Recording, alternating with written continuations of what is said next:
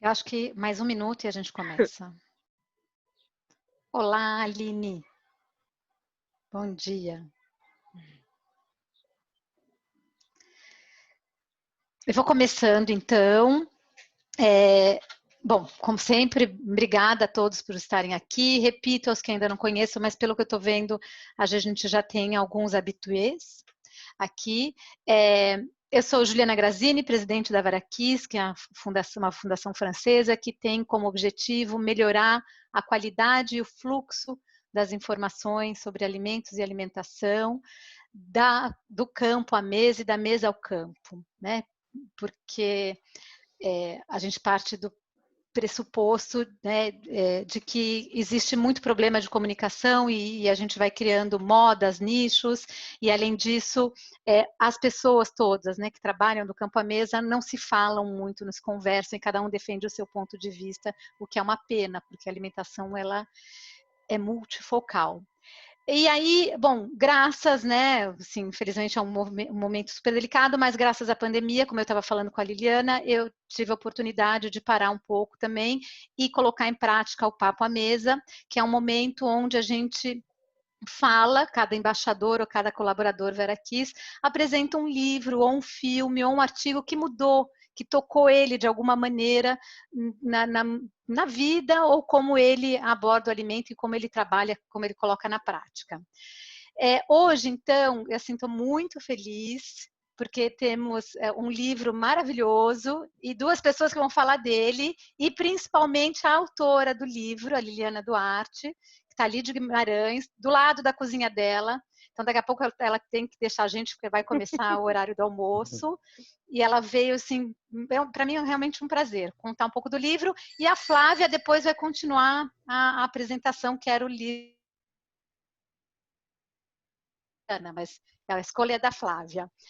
E então é o Paladário, um livro da Liliana. A Liliana Duarte é chefe, diretora, administradora do Tangerina, que é um restaurante, acho que ela também apresenta um pouco o conceito, que é diferenciado, lá em Guimarães. E ele por que a gente se conhece? Porque ele faz parte do nosso curso, né, de uma das visitas técnicas do nosso curso de marketing de alimentos, que é realmente mostrar o diferencial, né? Não é porque a gente trabalha com marketing que tem que trabalhar com produtos ruins ou com filosofias grande público, né? A gente pode trabalhar com filosofias diferenciadas para levar isso para o grande público. Liliana, deixa você falar. Obrigada, é um prazer. Já falei 1000 vezes, repito. Maravilhoso estar com vocês aqui. Tenho certeza que todo mundo vai aproveitar muito. Boa. Bem, para começar, muito obrigada pelo convite. O prazer é todo meu e nosso, que estamos aqui representados. Sim, de facto, neste momento, eu, Liliana e o Álvaro, que vocês também vão conhecer para o ano, somos os chefes aqui do Corpo Tangerina e somos os responsáveis do projeto. Mais do que isso, também estamos muito ligados à formação, portanto, de gastronomia, mais o Diniz. E eu de base também sou educadora social, que é uma forma de dizer que consigo também aliar a parte da educação alimentar, a educação para a consciência alimentar, não é? E temos trabalhado tudo isso em conjugação com o restaurante. Pronto, assim, uma pequena loucura às vezes, mas conseguimos chegar a mais gente. Como é que o que dizer sobre o livro é um bocado uma história que eu vos vou contar, que é a história um pouco do restaurante, como é que cresceu, não é? O restaurante Corpo Tangerina aparece na cidade de Guimarães há 14 anos atrás, quando não havia opção nenhuma, não é? A nível de vegetarianismo, e disse, ok, para onde é que vamos enverdar, não é? Este grupo de amigos que começa, diz, ok, o que é que faz falta, não é? Pôr a lógica do projeto no sentido da necessidade e não da competição, que é realmente o que é que não existe em termos de resposta alimentar. E a partir daí começou todo um trabalho de consciência e de educação. As pessoas em Guimarães eram muito conservadoras.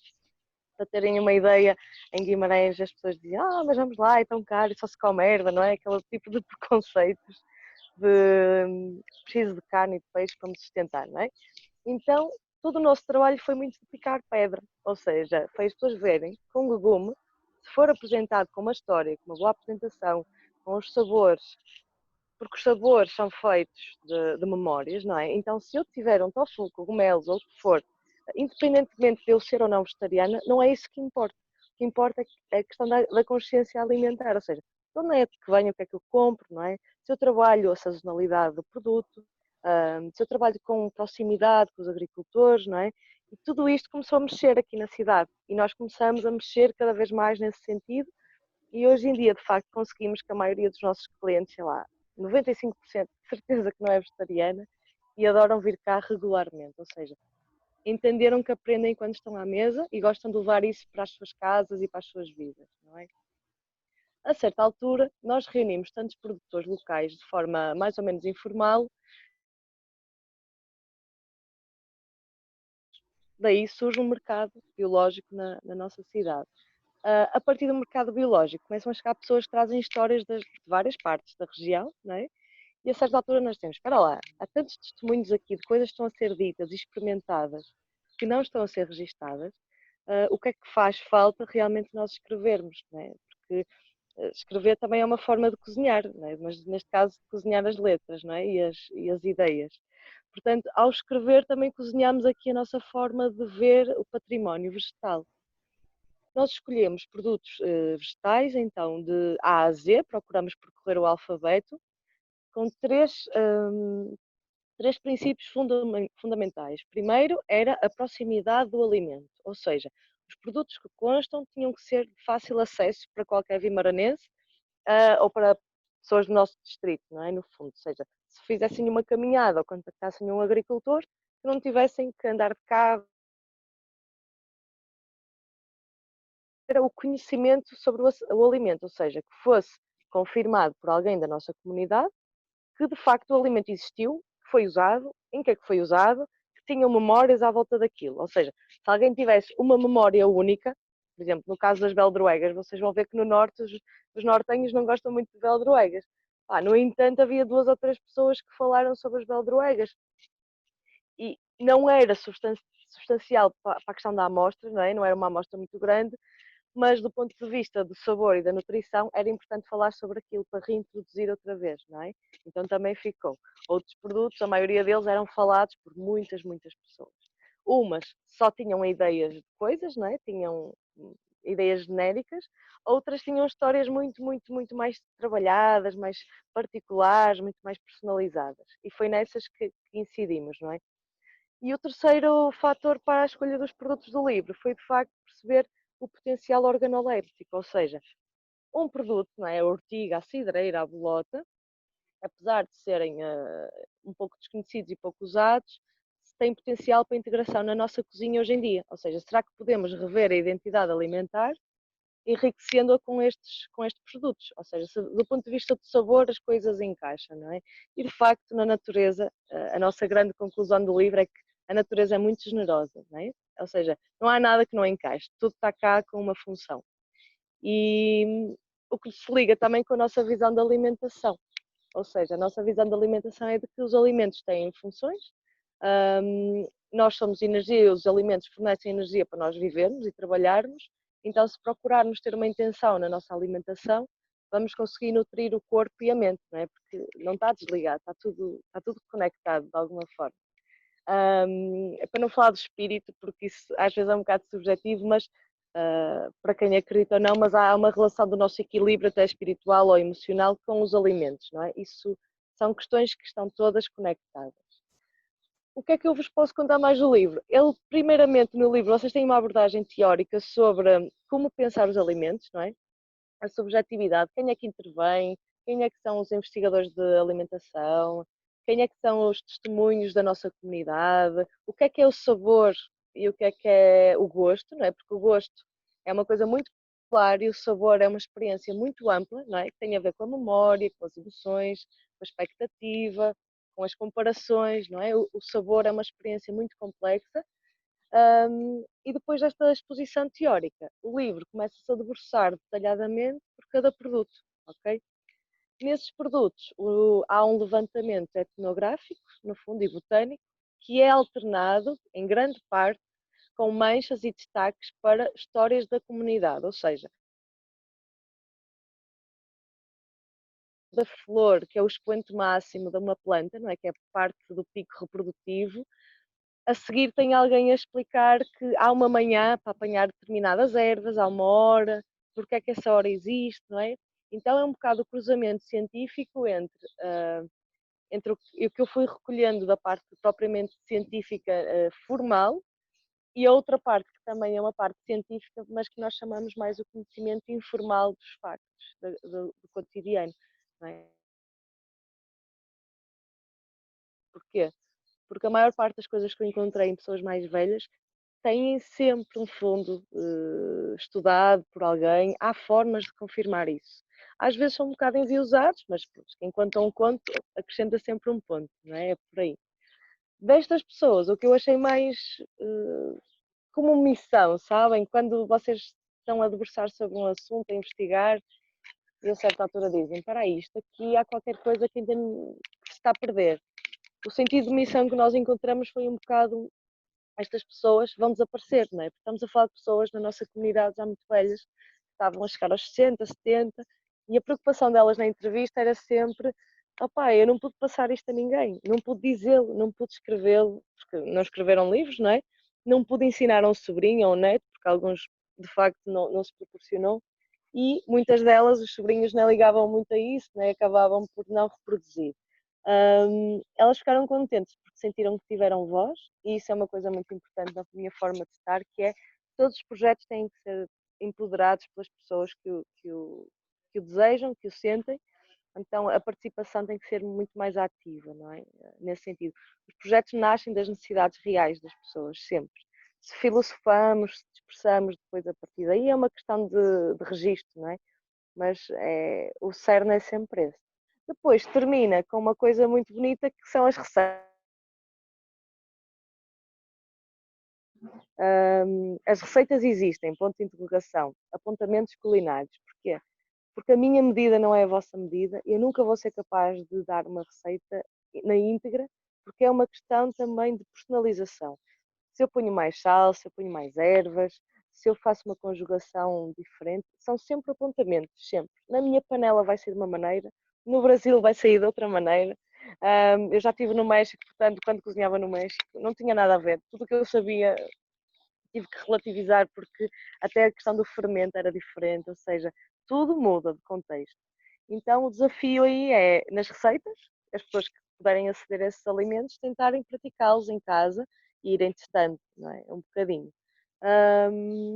E pronto, no fundo, depois tem uma galeria de imagens que foi também especial, que foi no momento em que fomos visitar os agricultores, não é? E os transformadores, alguns cozinheiros ou ex-cozinheiros, que entramos nas casas deles, íamos falando e as fotos iam acontecendo, não é? Era uma coisa muito dinâmica. Mais coisas. Não sei se têm perguntas, eu acho que também eu só falar não é tão fixe, eu gosto de vos ouvir, portanto podem fazer perguntas se alguém quiser. Mas hoje pode. Hoje pode, hoje está liberado, se vocês quiserem escrever, porque como eu nunca deixo, eu falo para escrever. Mas hoje pode, a gente está em petit comitê, quem quiser fazer uma pergunta, a Sônia já escreveu ali, Paula. Aproveitar essa oportunidade única, só o ano que vem vai ter. O ano que vem vai ser muito personalizado isso. Sim. A Paula perguntou se ela pode comprar o livro, é onde? Sim. Sim, se forem a www.aoficina.pt, que é o site da Casa da Memória, Juliana, não sei se consegues pôr o link aí. Se escreveres no Google Casa da Memória, eles têm lá, é o museu onde o livro foi desenvolvido também. Isto foi uma parceria com a Câmara Municipal. E nessa parceria, lá no site da oficina, tem lá o livro. Escreve Casa da Memória que eu acho que aparece. E lá tem uma loja online, mas basta escrever Paladário Casa da Memória e a loja online permite comprar à distância. Se não funcionar, pedem-me a mim, que nós enviamos, com todo o prazer, para a cor de tangerina.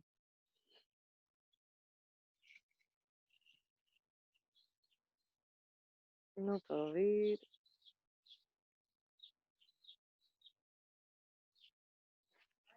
Adriano me tirou o fone, maldoso. É...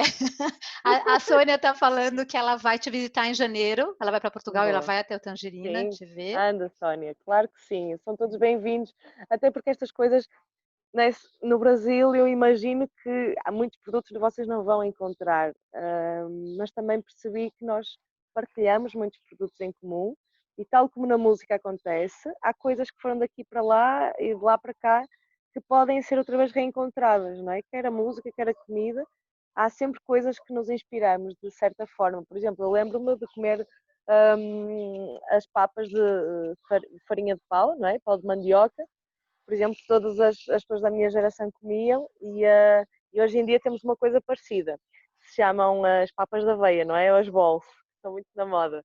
Portanto, há coisas que nós vamos encontrando, que são produtos que já estiveram cá e que podem ser potenciados. Agora, o que eu acho mais interessante, se vierem cá depois, é também tentarmos conhecer estes agricultores no seu local, porque eles também são pessoas muito inspiradoras. E estamos a falar de, a maioria deles, uma vaga de agricultores que está a apostar na agricultura biológica.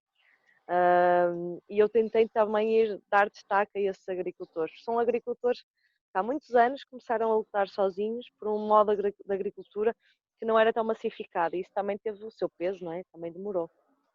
Foi por aí. O que eu achei mais desafiante e mais interessante, o trabalho com o meu editor de texto foi muito divertido nesse sentido, foi que é um livro que vocês ao lerem vão perceber que ele não é extremamente, não é só a questão do discurso científico, não é? Da descrição pormenorizada, é a questão da poética, não é, das coisas. E a poética da forma como falamos de ciência ajuda-nos a ir na memória para aquele lugar e a imaginar que estamos a apanhar amoras no meio de uma floresta, estamos a pintar a cara com amoras, porque as amoras são uma ótima tintura orgânica, e havia imensas pessoas que faziam muitas coisas com a tintura da amora, por exemplo, não é? A questão das ortigas, descobri documentos de ortigas aqui do século XIX, do início do século XIX, em que fustigavam no corpo, batiam no corpo com as ortigas para baixar a febre, o que faz todo sentido, não é? A nível também da terapêutica, ou então na cama dos bebés, debaixo dos lençóis. Temos outros produtos que eu nem vos consigo descrever, mas vou tentar fazer este exercício agora. O calondro é uma lagenária cicerária, que é mais ou menos, ou seja, aproxima-se para terem uma ideia do vosso porongo. Estão a imaginar o porongo? O porongo, aquilo que se usa na capoeira, que se bate, aquela cabaça, Ah, capoeira. cabaça. Pronto, o nosso calondro, que é uma abóbora, vai bater muito na estrutura externa dessa cabaça da capoeira, só que é muito grande, muito longa, ou seja, era usado o recheio para fazer doces, que era o toucinho do céu, que é o doce da cidade, que vocês depois vão experimentar, fiquem já com água na boca, porque vão comer o toucinho do céu como se fazia antigamente. Hoje em dia, o que é que aconteceu? A malta olhou para o calondro e disse: isto está muito trabalho, vamos ter que otimizar este processo. Então começou-se a usar a Sheila, ok? No caso da Sheila, temos ali, a Sheila é ótima, mas pronto, para mim é um bocadinho doce, eu gosto de trabalhar mais com o calondro, e voltar a cozinhar com esses produtos é interessante.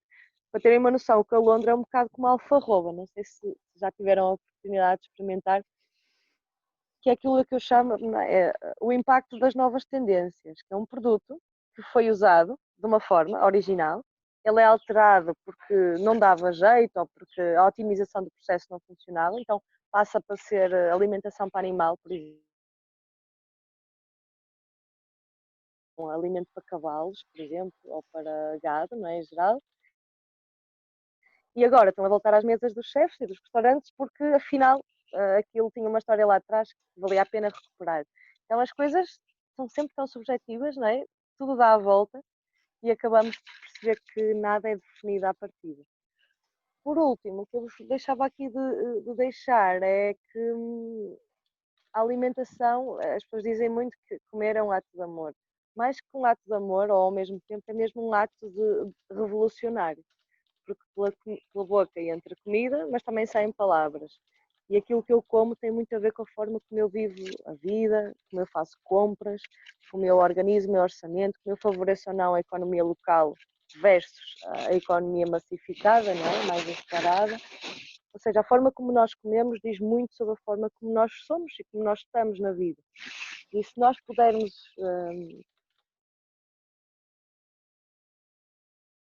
ir ao encontro da origem do processo, às vezes isso não é mais caro, só dá mais trabalho, mas também descobrimos outras histórias, não é? E é por aí. Acho que temos que perder mais tempo com a alimentação, sem dúvida. Maravilha. Perder é isso, é investir. Liliana, só assim, glossário. Chila é um tipo de abóbora, que não é bem uma Certo. abóbora, ela é meio É uma, esverdeada. é uma cucurbitácea, é esverdeada, sim. Só que o que é que acontecia? Com a chila, nós podemos partir a chila e podemos aplicá-la no doce. Com o calondro, tínhamos que usar um ripador, que é um utensílio. Espera aí. Ripador.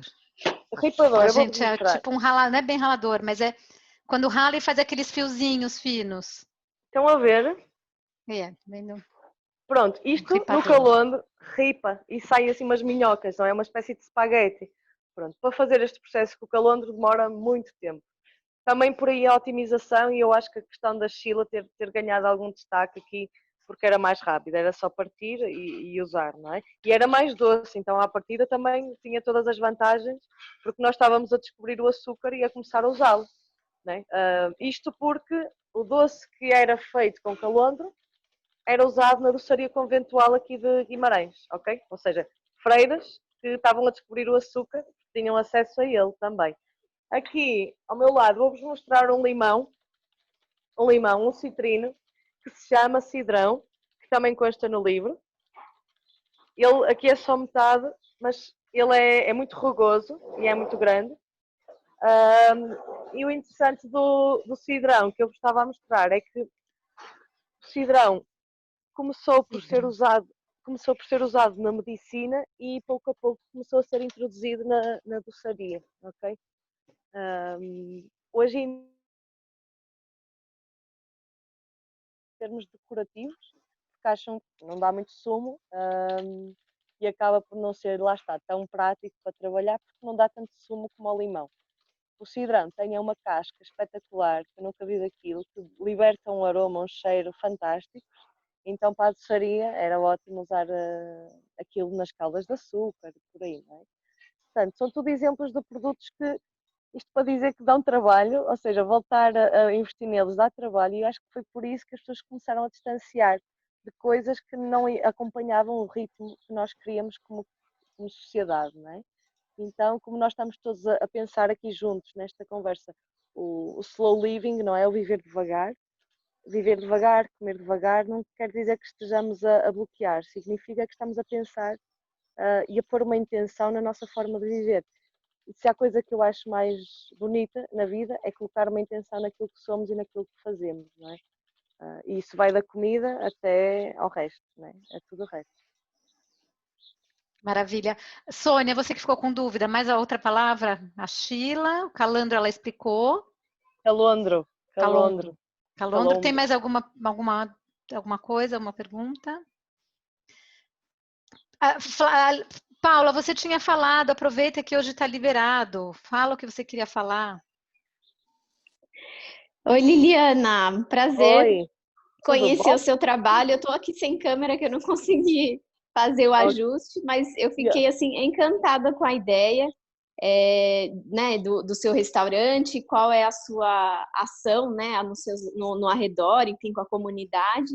Muitos dos ingredientes que você comentou, a gente também acho que funciona um pouco da mesma forma aqui.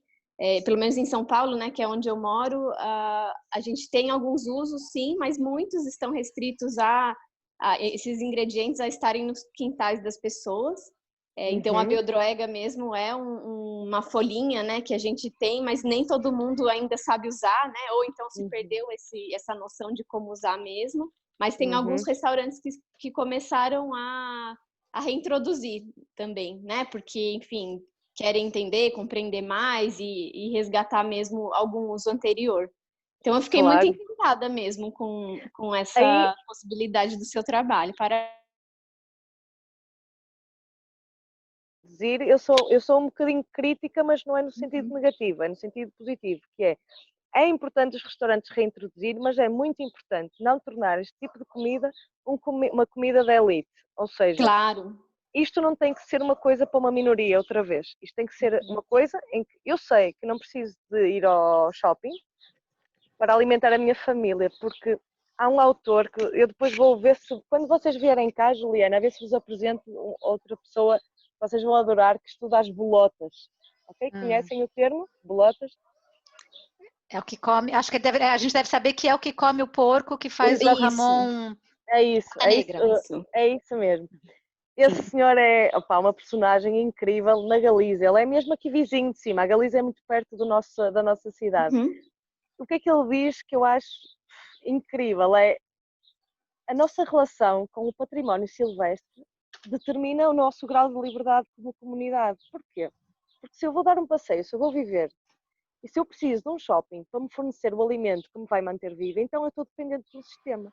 Mas se eu consigo ir à natureza, cultivar a minha horta, ou ir a uma floresta e saber o que comer e como comer, então eu sou livre, eu não dependo das grandes estruturas, não é? Eu sou mais livre um bocadinho, não é? Que isto da liberdade é outra história. Mas isso aumenta a nossa relação com o património silvestre, ou seja, o património espontâneo da natureza, não é? Determina o nosso grau de liberdade em relação à vida também.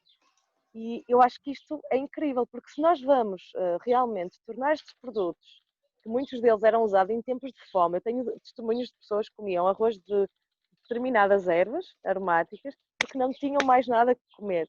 E hoje em dia vamos a um super restaurante de estrela Michelin e aquilo custa 100 euros o prato. Assim, claro que há todo o trabalho técnico que é muito valorativo, atenção, mas também temos que começar a democratizar o acesso às coisas especiais, porque no fundo o que faz especiais são as pessoas que consomem, não é? E que partilham, não é? As histórias à mesa, ou partilhar isso de forma natural, porque já não temos isso, não é? Nós fazemos um jantar de aniversário ou uma festa de anos e metade ou mais metade são pacotes, não é? E aí já vamos também para a questão do minimalismo e a questão da nossa dependência das estruturas, mas isto para vos dizer que são produtos raros, mas é muito importante que não deixemos cair isto numa minoria, outra vez. É preciso democratizar o acesso ao alimento. Você falou muito bem, resumidamente, de um aspecto da soberania alimentar, né? Isso mesmo, sim, é isso. Muito bem. É isso. Que maravilha. Pessoal, se alguém quiser aproveitar a oportunidade de falar com a Liliana, mais uns 2 minutinhos, a gente tem que liberá-la para a cozinha, que ela está na hora do almoço, lá em Portugal. Se não, aí a gente passa para a Flávia, que agora a Flávia vai contar o que ela sentiu com o livro, é outra visão. A Liliana contou qual foi a ideia, o que ela trabalhou, o que ela escreveu. E a Flávia vai falar por que esse livro tocou ela. Eu acho interessante, depois vamos ver se tem mais uma pergunta, mas eu gostei muito do que você falou, por que você escolheu esse livro. Mais alguma pergunta, alguma coisa? Deixa eu ver se tem aqui. Tá todo mundo tímido, aqui tão lindo. Bom, então vamos passar. Liliana, mais uma vez, obrigada. Pode ficar aqui, se quiser, até o final vai ser maravilhoso, mas eu sei que é difícil para você. Eu vou deixar em altifalante para poder ouvir enquanto cozinho. E vai cozinhando. Ótimo, Exatamente. Maravilhoso. Já passei o link do livro, ano que vem, então, a gente vai conhecer um outro autor. E agora a Flávia... Se alguém ler o livro, em algum momento tiverem acesso ao livro, há uma plataforma que se chama Goodreads. Está lá referenciado por uma ou duas pessoas, acho eu. E aí podem deixar um bocado o vosso feedback sobre o que é que acharam do livro. E vai ser, que é ótimo. E se puderem fazer, agradeço, para eu também ir sentindo, porque não estamos propriamente a promover o livro de uma forma intensiva, não é? Isto vai-se descobrindo, é um bocado como um segredo que se vai partilhando, está bem? Ótimo, pode deixar. Vamos lá. Agora, Flávia, você vai contar pra gente o que esse livro causou em você e na sua vida. E aí eu queria que você falasse por quê que você escolheu, como você falou com a gente antes de começar. Eu escolhi esse livro porque eu o conheci na visita técnica, né, no restaurante da Liliana e do Álvaro. E ao ler o livro, né, eu me senti como se eu tivesse lido o livro e assistido o filme. né? Porque eu estava lá, eu conheci o livro em um papo à mesa, né? E é um livro muito raro, né? Pelo que eu vi, o livro aqui diz que tem 500 unidades, foram uma tiragem de 500 cópias. Então, assim, eu me senti muito privilegiada de estar naquele dia, naquele lugar, e ter acesso a esse livro, né? Então, foi um livro que foi uma experiência, assim, inesquecível. Por isso que eu escolhi esse livro. Então, vamos lá. Posso partilhar aqui? Pode, deve. Vamos lá.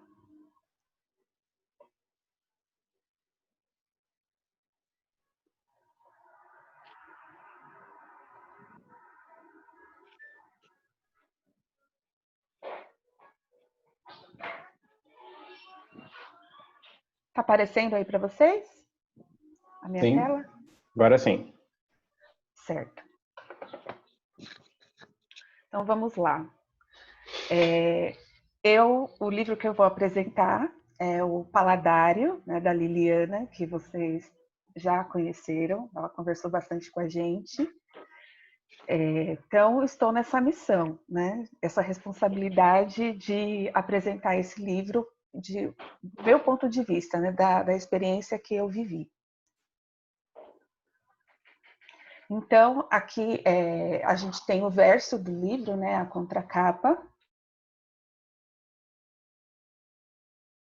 Ela é educadora social e chefe de cozinha responsável pelo restaurante Tangerina, que fica em Guimarães, né, em Portugal.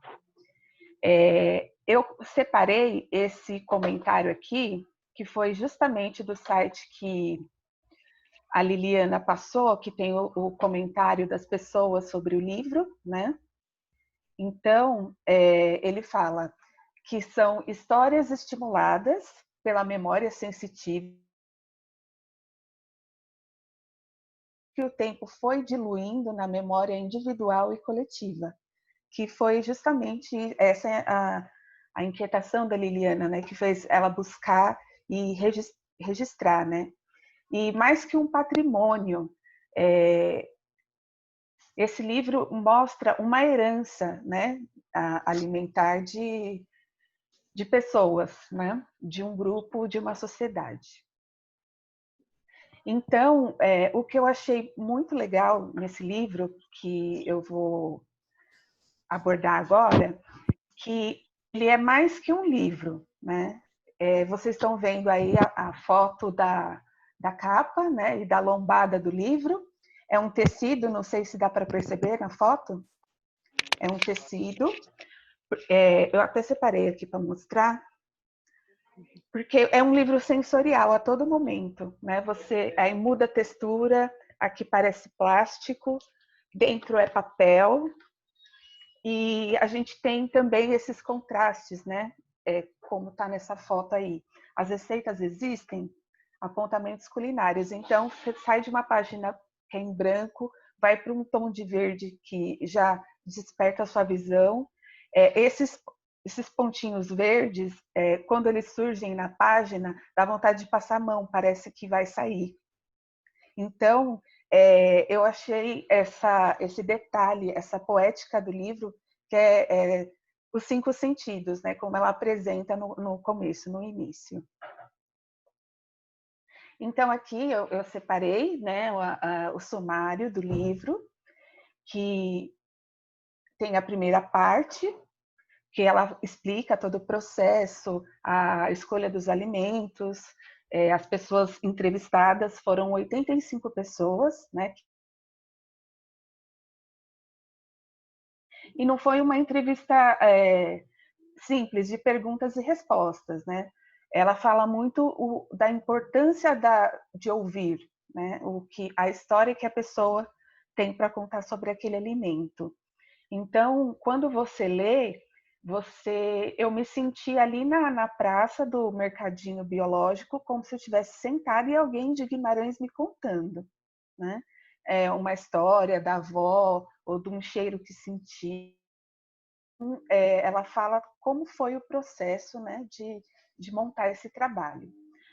A segunda parte, que é a parte principal, né, que é o paladário, que são os alimentos, né, e que ela selecionou com base nas histórias, né? E a terceira parte, que tem as receitas, né, as notas de fim, a bibliografia, tem a lista, tem a biografia, né, da Liliana, tudo que ela já fez, que ela atua, né, o propósito dela, e os agradecimentos. Então, essa segunda parte, que é o paladário, é como se fosse o dicionário, né, dos alimentos, que ela conseguiu a descrição. Então, aí o meu desenho, né, como eu conheci esse livro, né? Eu estava em Portugal, né? Então, lá na estação São Bento, a gente pegou um trem, fomos para a visita técnica, conhecer o restaurante, e aí passamos pela Casa da Memória, né? E ali eu coloquei aquele castelinho ali de Guimarães que tem em frente à estação. Quando você chega ali, tem um muro, né? Escrito um muro de pedra, né? Escrito "Aqui nasceu Portugal".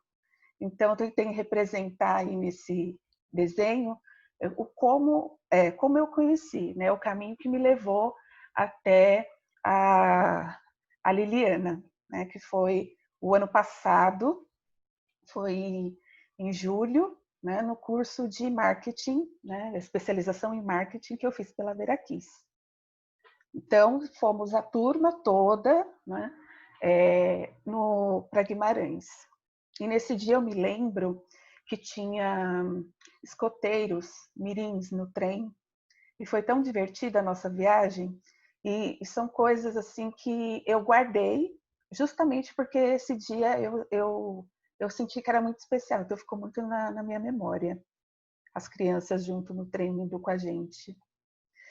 E aí a Liliana, na primeira parte, né, ela fala do processo, como ela montou o livro, como ela construiu, e tem as fotografias, né?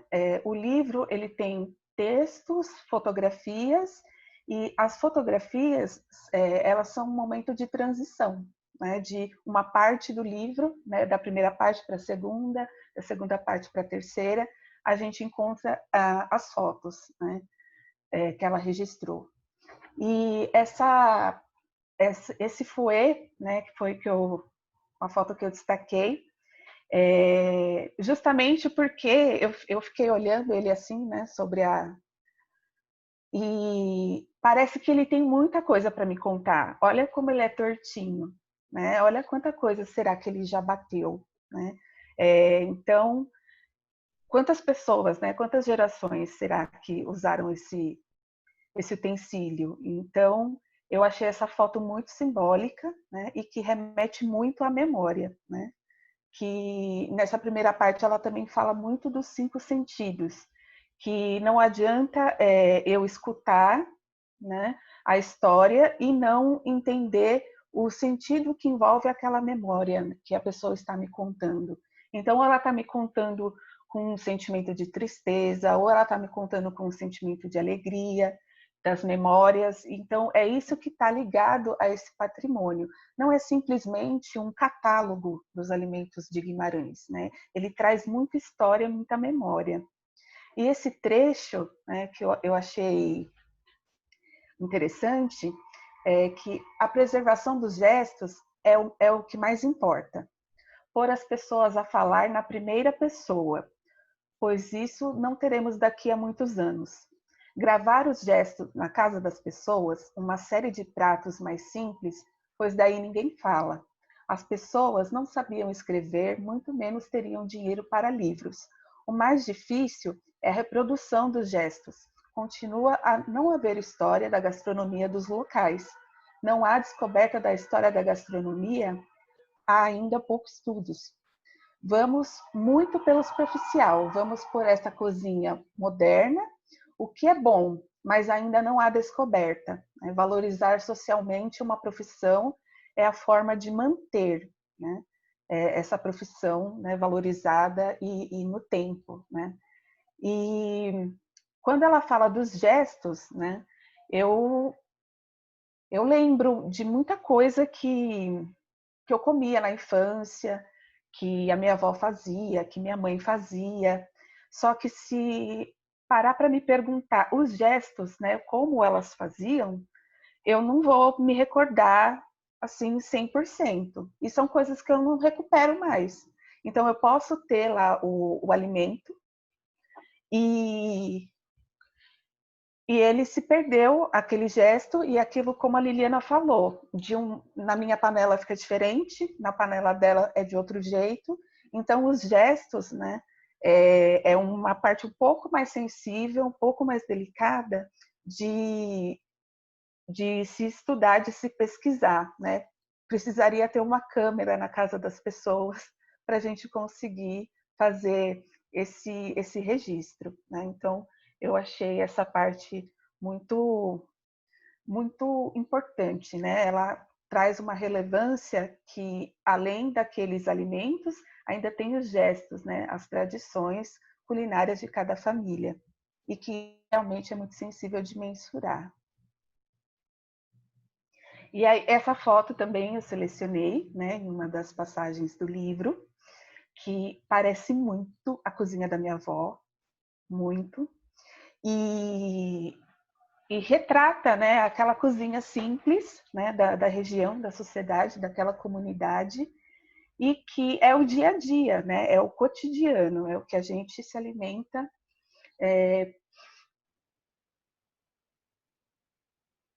uma maneira planejada, de vou sair, vou comer tal coisa hoje, uma coisa diferente. Retrata muito do nosso cotidiano, né? E o espaço que a gente faz a história da nossa alimentação, que é a cozinha. E aí ela ressalta, né, que a história não é só feita de monumentos, de obras-primas de ourivesaria, pintura ou escultura. A história também é feita com o que comemos. E tal como as obras de arte devem ser estudadas e divulgadas, também o que comemos deve ser estudado e divulgado. O ato de comer é um ato que repetimos cotidianamente. Comer é uma arte efêmera. O que comemos desaparece no ato de comer, mas ressurge de novo a cada dia que passa. E é uma reinvenção constante, uma necessidade, um gosto. Este livro perpetua, para a memória futura, alguns dos alimentos usados no comer vimaranense e narra-nos histórias de que usou ou usa. Com esse livro fica enriquecido o conhecimento sobre os alimentos e a alimentação em Guimarães, né?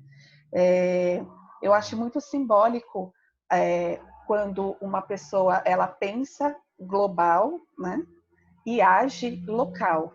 Então, a Liliana já se preocupou e já registrou, né, isso em forma de livro, junto com a Casa da Memória de Guimarães, nesse projeto. Então, lá, uma parte da história da alimentação de Guimarães está registrada, né, está guardada, e não somente como um catálogo, mas sim como, não é só uma lista de alimentos descritiva, ela é uma lista que traz realmente, né, a memória do povo de Guimarães. Então, na primeira parte, ela fala, né, dos personagens, né, da narrativa, quem que estava envolvido, né? Então, tem aí os agricultores, né, que eu fiz esse desenho aqui. Aqui representa os agricultores, que é a primeira, né, a primeira personagem, porque é o campo, né? E os transformadores, né, que eles transformam os alimentos, aplicam os processos culinários, né, transformam o alimento. E tem ali os comedores, né, que a gente também tem que se enxergar como comedor, né? Muitas vezes, principalmente quem trabalha com alimentos, a gente tem uma visão mais técnica, ou a gente repara mais detalhes, e às vezes a gente se esquece de se colocar na posição de comedor, né? Então, também é um personagem da narrativa. e os pensadores, né, que são aqueles que pesquisam, que registram, né? Então, quando eu vi assim pensadores, me veio na cabeça a Liliana, né, que fez esse trabalho de registro, né, e a Paula, que faz a pesquisa com cozinha, com gastronomia. Então, os pensadores são esses que se preocupam, né, em pensar a alimentação, em registrar, em deixar isso de maneira social, gastronômica, cultural, né, para representar um povo. Então, nessa parte do livro, ela coloca o posicionamento, né, que tem que ter um posicionamento ambiental e o posicionamento gastronômico. Isso ela deixa bem enfatizado, que o posicionamento do livro, do paladário, né, do registro dessa memória. Esse registro tem memória porque ela considerou os 5 sentidos, né? E ela fala que quando a gente come, né, é o momento que a maioria dos nossos sentidos que vão ser ativados no momento que a gente come, né? Então, quando as pessoas faziam o relato, continha subjetividade, né? E intimidade, porque cada um relatou a sua história pessoal com aquele alimento. Então, isso que trouxe essa riqueza, né, para o trabalho da Liliana. Então, o que ela fez? Né? Aí tem um monte de gente espalhados, né? Cada um pensando numa coisa individualmente, cada um tentando lembrar. Então, a informação aí está dispersa, né? As pessoas estão dispersas. E o que a Liliana fez, né? A partir do trabalho dela? Ela pegou todos esses pensamentos, né?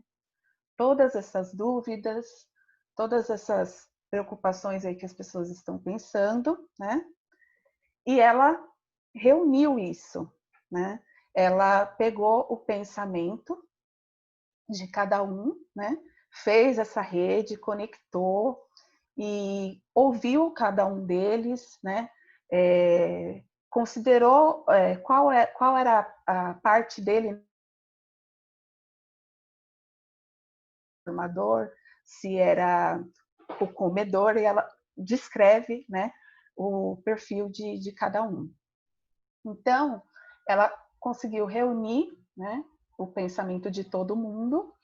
E ela teve uma ideia, né, de entrevistar essas pessoas, e o nome do livro, né, que ela fala que é paladário, vem do paladar, né, e da palavra dicionário. Então, ele não é só aquela lista. E imaginar, né, às vezes até sentir o que a pessoa está descrevendo ali, o cheiro. Então, ela conseguiu reunir isso da comunidade de Guimarães e deixar isso registrado, né? Então, aí foi daí que surgiu o nome, Paladário. E o Paladário foi lançado, né, no dia 2 de março de 2019, em Guimarães, né, lá na Casa da Memória. E as pessoas, né, elas estão aqui agora dialogando, elas não estão mais desconexas, as lembranças, as memórias não estão mais dispersas, elas não estão desconexas, elas estão juntas, reunidas, né, no livro que está ali em cima, pequenininho, representando. E isso como foi uma parceria com a Casa da Memória, né, o livro já entra como um patrimônio ali de Guimarães. Ele tem uma descrição dos alimentos ali com o sentimento daquela comunidade. E aí eu separei 3 alimentos, né? Porque tem mais de 20. Então, você se pega lendo, muitas vezes eu me pegava até rindo, né? Porque muitas coisas eu também faziam parte da minha memória. Então, o primeiro que eu vou falar é do alecrim, né? E aí eu tentei retratar como é no livro, né? O alecrim, aí tem o pontinho verde ali, que a gente tem vontade de passar a mão. E aí um relato de uma pessoa, né?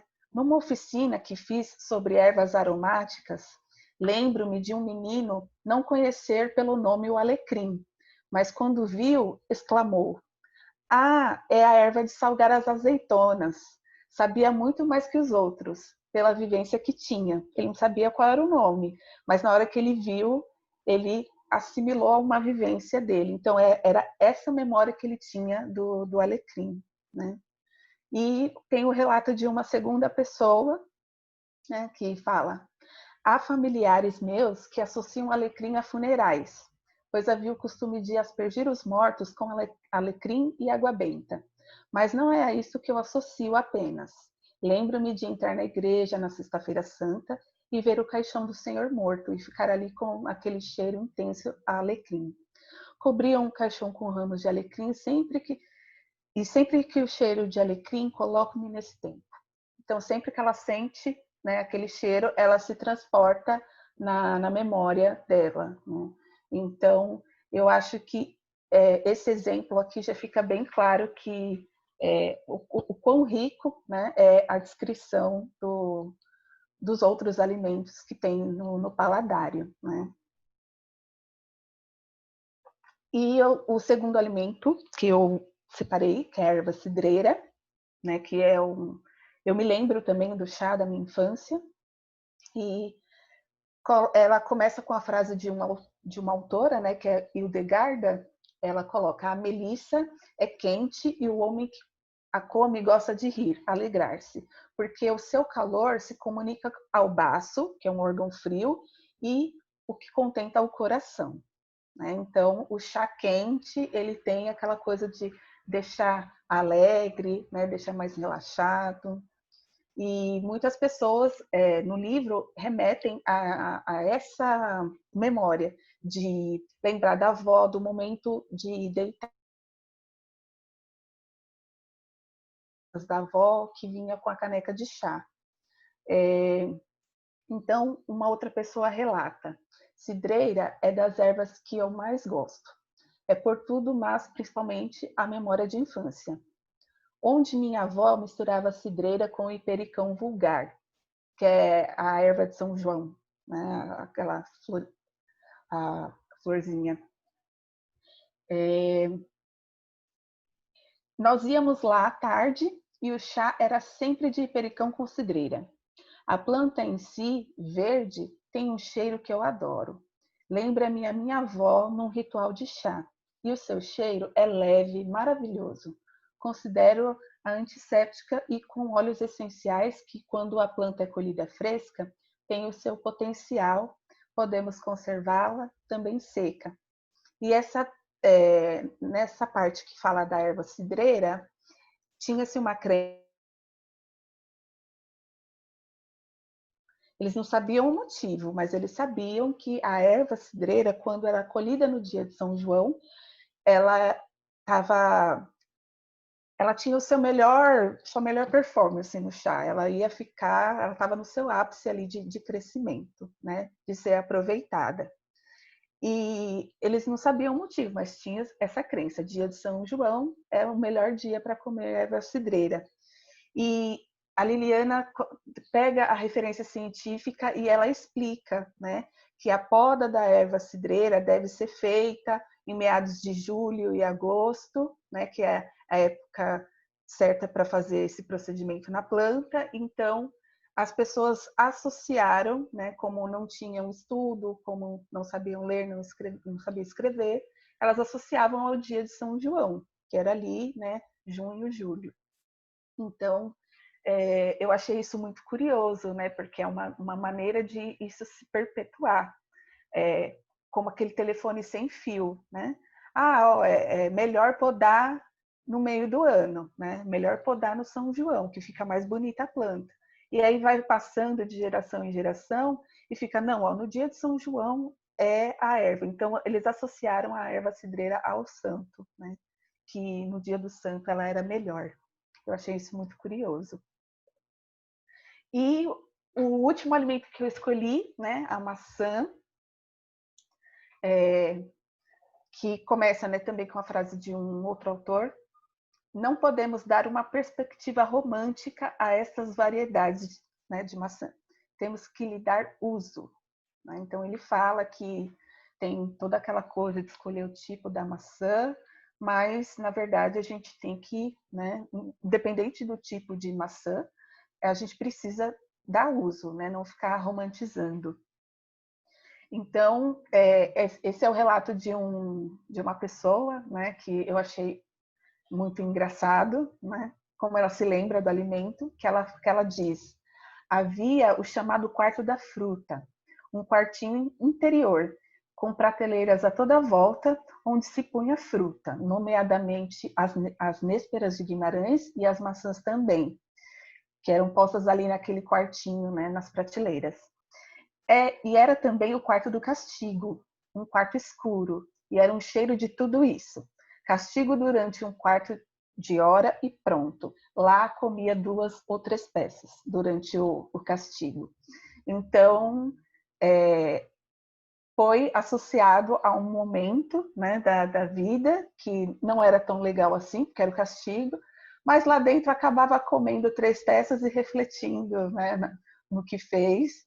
Então, na verdade, não era um castigo tão ruim, tinha uma recompensa no final. Então, sempre que ela sente o cheiro, ela lembra do quarto, porque ela não via as frutas, era tudo escuro, né? Ela só lembrava mesmo do cheiro de néspera com maçã.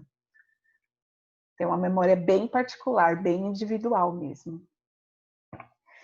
E aqui, né, eu coloquei de novo, né, a parte dos gestos, porque é uma coisa que me despertou depois que eu li esse livro.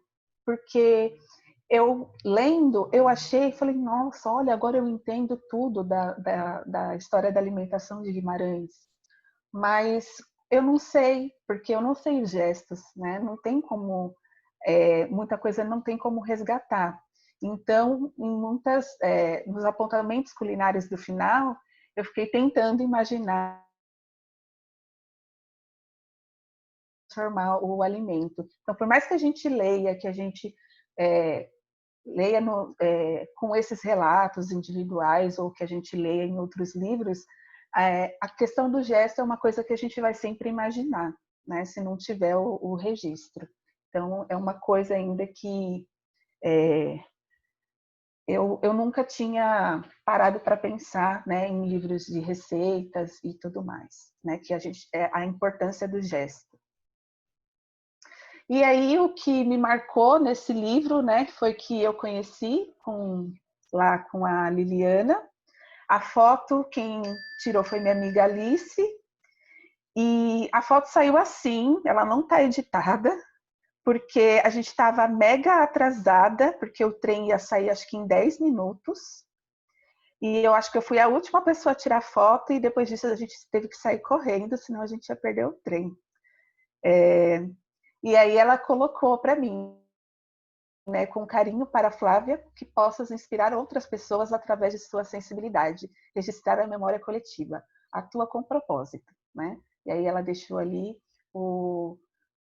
a marca dela, né? E essa foto representa muito, né? Embora ela tenha tido o problema da luz ali, mas foi um momento, né, que eu fiquei muito feliz por aquilo que eu tinha acabado de viver, que foi muito, muito legal. E é isso. Gente, Flávia, não sei se a Liliana quer falar, mas eu assim fiquei muito emocionada por vários motivos. O motivo número 1 é porque eu estava ali. E é engraçado com essa coisa, como às vezes assim, eu estou emocionada e me sentindo uma geladeira, porque não imaginava que tinha sido um dia tão rico assim, apesar de ter sido rico para mim, mas a gente vive a nossa riqueza individualizada. Então, fiquei muito emocionada de ver o quanto esse dia te tocou. Fiquei assim muito emocionada mais uma vez por todo o carinho com o Papo à Mesa, você ter dedicado o seu tempo, desenvolver, fazer os sketches todos, me deixou muito emocionada. Me deixou emocionada de ver que as suas visitas e o que a Vera tentou proporcionar te sensibilizou e que você usou uma técnica que você aprendeu. Mandei um monte de print para a Tula. para ela ficar orgulhosa Que também. legal. E assim, eu acho que foi uma maneira maravilhosa. Vou deixar a Liliana falar, porque eu acho que imagino que ela está mais emocionada do que eu de ter visto o livro dela dessa maneira. Eu estou aqui, é assim, não é por causa das cebolas, porque eu não estou a cortá-las, estou mesmo emocionada. Olha, foi muito bom, eu acho, de facto. É a primeira vez, além dos comentários do livro na plataforma online, é a primeira vez que estou a ver alguém falar e estudar aquilo que eu tinha feito. O cartoon está espetacular, não é? Aquela forma animada de ir trabalhando. E aquilo que eu mais realmente destaco, a questão dos 5 sentidos, ali em conjugação, e a parte dos transformadores, dos pensadores, não é? Toda essa circularidade que existe à volta do livro. E, portanto, Flávia, realmente fiquei emocionada com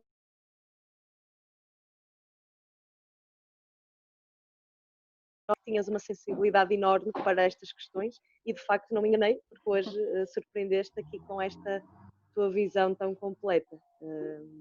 E os detalhes em que pegas sobre o gesto, não é? A questão da memória do gesto, é realmente aquilo que nós temos que recuperar, porque ainda não há forma de o gravar, a não ser partilhar tempo com as pessoas. Sim, Fazer. Eu me sinto muito honrada, né, de poder apresentar o livro, assistindo, né, ao mesmo tempo me senti honrada e também uma responsabilidade enorme, mas em momento nenhum me intimidei, porque aquele dia foi muito bom. Então, eu vim lendo o Faladário no avião, voltando para casa. Ah, né? que bom. Então, Flávia, o segundo livro vais ter que ser a tua primeira a recebê-lo, eu acho. Claro, também acho. Ou eu posso ir aí buscar, melhor. Sim, Também é acho. sim, nós também gostávamos de ir até ao Brasil, portanto também podemos ir. Eu tenho aí família, não há problema nenhum. Tenho família em São Paulo, portanto se um dia, eu nunca os fui visitar aí, portanto se um dia se proporcionar podemos também organizar alguma coisa, claro. Sim. Já fica essa ideia aqui, né, Paula Feliciano do Senac? Com certeza, já anotei na minha agenda já. É claro. Liliana é professora de gastronomia do Senac, não sei se você já ouviu falar do Senac. Não, ainda não ouvi, mas vou investigar, claro. Ô, Paula, eu só aproveitando, né? A Paula que está aqui, ela é professora de gastronomia no Senac, ela acabou de defender uma tese, mas ela fala de memórias escritas também, não é, Paula? Acho que você poderia falar alguma coisa em relação à sua tese e esse livro. Eu acabei de terminar, né, o mestrado no Instituto de Estudos Brasileiros da USP e eu tratei de uma coleção de cardápios do intelectual Mário de Andrade. Então eu faço também, ele tem algumas receitas, né, que ele documentou, mas o objeto principal da minha dissertação são cardápios. Então eu faço uma leitura de todas as refeições, que são um total de 22, todas as refeições, todos os pratos servidos, né? Tento fazer uma correlação com os ingredientes ali servidos também. E eu acho que, como a Flávia comentou, muito interessante a importância que esses documentos, né, culinários eles têm, e que a gente tem poucos, ao menos, né, poucos estudos recentes que se utilizam de livros de receitas ou então que fazem também essa abordagem, né, com a comunidade local. Então, eu fiquei super interessada para ler o livro da Liliana e também com os comentários que a Flávia fez, para conhecer mesmo essa forma, né, dela apresentar a comunidade a partir de registros culinários. Achei, assim, fantástico mesmo essa abordagem. E eu acho que aqui, ao menos, né, na experiência que eu tenho na gastronomia, a gente ainda está muito, a partir do turismo, né, que a gastronomia aqui no Brasil, ela se consolida, digamos assim, a partir da indústria do turismo, da atividade turística. Ela, de certo modo, tem sido um olhar assim, muito mais direcionado à questão mercadológica. Então, de alguma forma, outras nuances, né, da alimentação ficam um pouco... estão um pouco míopes, né, na nossa forma de abordar e na nossa forma de apresentar relatos e essas questões culinárias. Então, achei fantástico mesmo esse livro. Se alguém quer falar, volta a falar. O livro já é de uma sensibilidade incrível. Flávia apresentou com uma sensibilidade incrível também. Não sei se todo mundo está tão emocionado quanto eu, com vontade de ler, reler o livro. E eu gosto muito, assim, né? Sempre gostei, né? Já é o 5º ano que a gente visita o Tangerine, e sempre gostei muito da maneira sensível e não radical que vocês têm, né? Que é essa aceitação do todo e essa questão de levar a comida para todos, respeitando. Porque existe uma aceitação de tudo, né? Uma tolerância, uma compreensão de quem ainda não chegou até aí, de quem está chegando. Então, eu sempre gostei muito de visitar e gostei muito, estou muito feliz. Não sei se alguém mais quer comentar alguma coisa. Fiquem à vontade. Flávia, você mexeu com todo mundo vai passar o final de semana assim com os corações mexidos. Sim, essa é a intenção, né? Não tem como um livro desse não nos tocar, não nos sensibilizar. A Sheila fala aqui, eu vou apresentando, tá? A Sheila, Liliana, eu já tinha falado do seu livro há um bom tempo. A Sheila é fotógrafa especialista em alimentos e ela já faz um certo tempo que ela tem desenvolvido um trabalho, ela está dando um tchau, um trabalho poético, informativo e sensível, mas a linguagem dela é a foto. Então, é muito de ter um exemplar, como eu consigo. É naquele link que eu te mandei, Sheila. Sim, sim. Eu acho que vocês têm que também trocar alguns papos. A Adriana de Andrade, não conheço a Adriana, depois se você quiser se apresentar. A Adriana é ex-aluna, se eu for ex-aluna eu conheço. Quero ler, perdi a fala da Liliana, a possibilidade de comprar o livro? Sim, a gente vai passar de novo o link aqui no final. Fernanda Pompeu, que é jornalista, falou conversa saborosa, a memória pela boca. Adriana Nodari, Adriana não via. Adriana Nodari, ela é ex-aluna, ela é gastrônoma e nutricionista lá do Mato Grosso do Sul. E está aqui com a gente, quer comprar seu livro também, quer conhecer. Adorei. Meninos, meninas, foi maravilhoso. Agora eu vou deixar, Adriana, podemos dar a função para Flávia. Liliana, vou só agradecer. Agora a gente vai falar quais são os próximos Papo à Mesa. Bom, se eu você também, quiser ir, fique à vontade. Sim, agora vou-me também que se lembrem de nós no próximo ano. É sempre bom receber-vos cá. E a ver se organizamos uma coisa bem gira também para renovarmos um bocado a vossa visita cá e também podermos fazer, se calhar, não sei, alguma experiência mais com os 5 sentidos, não é? Que não seja só sentar à mesa, mas também podermos tocar, cheirar, não é? E partilhar outras coisas. Fico mesmo contente que tenham percebido a essência que há no livro, porque eu acho que um livro leva sempre um pedaço de quem o escreve.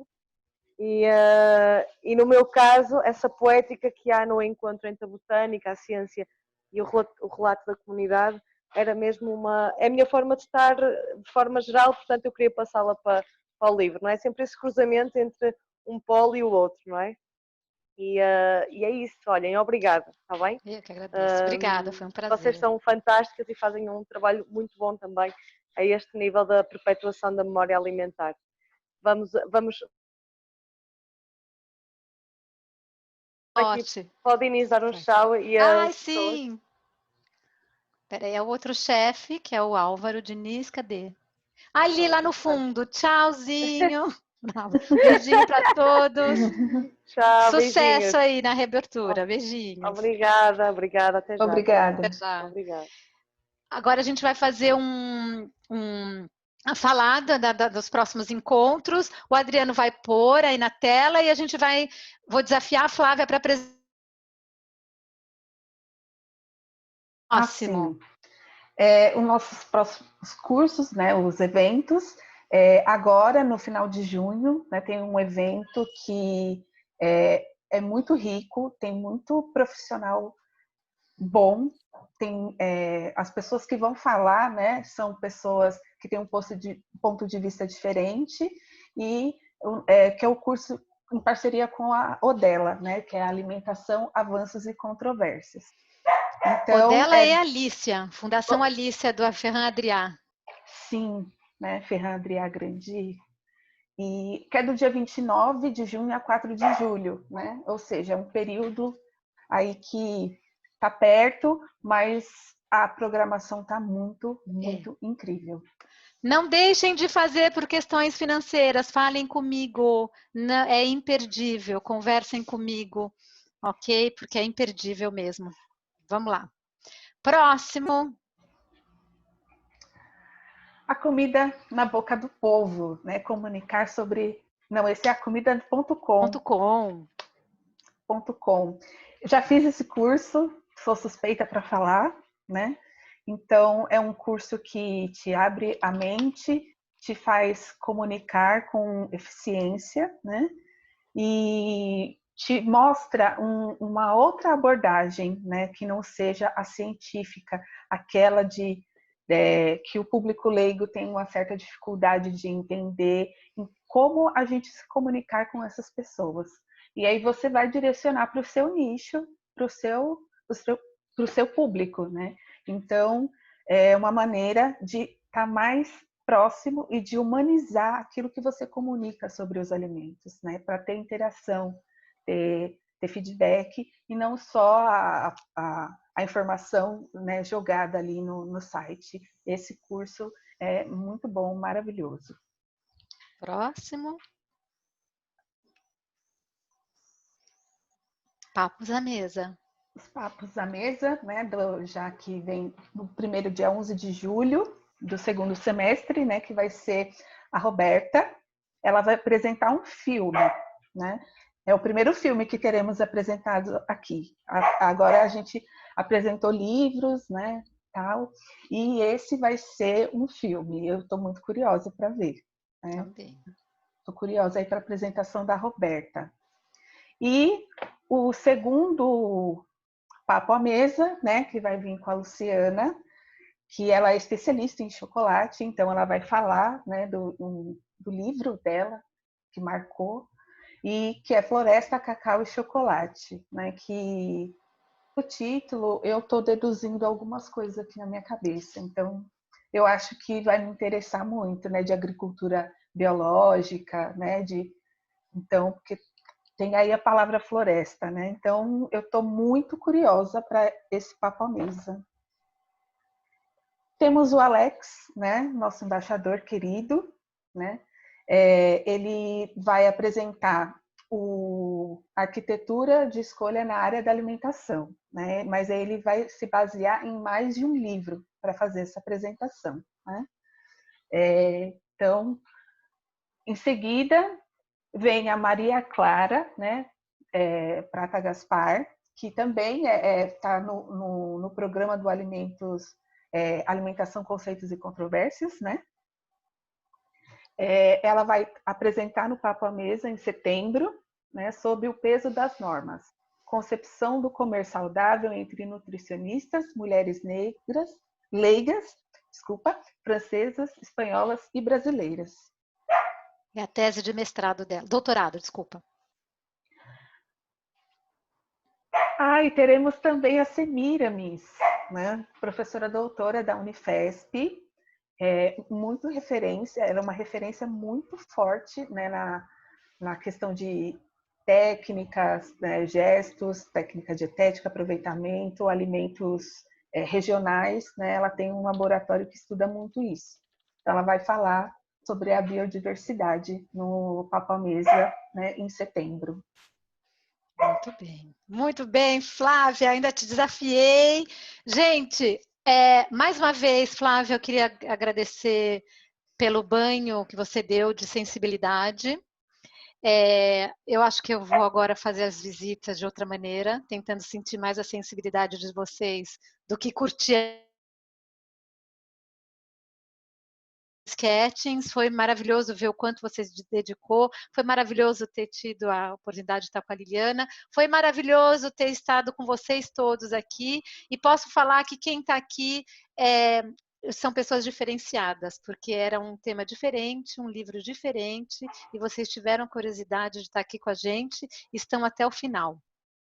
A outra coisa, assim, a gente vai criar a nossa comunidade Papo à Mesa lá no LinkedIn, para começar a compartilhar os links das gravações, as referências dos professores, ideias, e a gente vai convidar vocês a partir de começo de julho, tá bem? Espero vê-los no próximo, que vai ser só em julho, depois do workshop, que vai ser maravilhoso. O workshop, quem não tiver tempo de participar das discussões, que vão ser de segunda a sábado, ao meio-dia, no horário do Brasil, sábado vai ser 9 horas, vão ficar gravadas e vocês podem mandar as perguntas que os professores vão responder ao vivo. Então, a sua pergunta vai ser respondida se você, por acaso, não puder estar presente no horário da discussão. Tá bem? Obrigada, gente. Bom final de semana para vocês. Um final de semana mexido e remexido com essa apresentação da Flávia. Obrigada. Tchau, gente. Sônia se remexendo. Obrigada. Sônia por dentro, remexo. Não é no quadril. Tchau. Beijo, gente. Tchau. Obrigada por terem vindo.